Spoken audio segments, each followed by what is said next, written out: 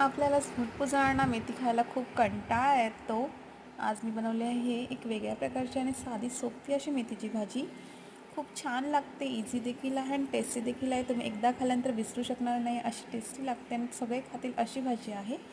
मेथी स्वच्छ साफ करून घ्यायची, त्यानंतर ती पाण्याने धुवून छोटी छोटी कट करून घ्यायची. त्यानंतर ठेवायची एक कढई गॅसवर, त्याच्यामध्ये टाकायचे 3 मोठे चमच तेल, 2 बारीक चिरलेले कांदे आणि 4 हिरव्या मिरच्या बारीक चिरून छान शिजून द्यायचं. त्यानंतर एक चिरलेला टोमॅटो बारीक कट करून टाकायचा आहे, तो देखील शिजल्यानंतर त्याच्यामध्ये टाकूया हळदी, मीठ, धणेपूड छान परतून घ्यायचं तेलावर.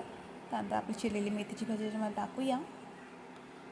त्यानंतर ती देखील छान मिक्स करून घ्यायची आहे हळदीवर आणि त्याच्यावरून झाकून द्यायचं आहे आणि स्लो फ्लेमवर आपण ही शिजवून घेणार आहोत. अगदी 5-10 मिनिटांतर मेथीच्या भाजीने पाणी सोडलं आहे, तुम्ही पाहू शकता. खूप छान दिसत आहे. 5 मिनिटानंतर अख्ख्या 10-12 मिनिटांत आपली मेथी शिजलेली आहेत. त्यामध्ये टाकलं आहे सुक्कं वाटलेलं खोबरं. पुन्हा 5 मिनटं वाफ काढूया आणि इथे रेडी आहे आपली मेथीची भाजी. खूप इझी रेसिपी आहे आणि खायला खूप टेस्टी लागते. अजिबात कडवट लागत नाही. तुम्ही नक्की ट्राय करा, ही रेसिपी तुम्हाला खूप आवडेल.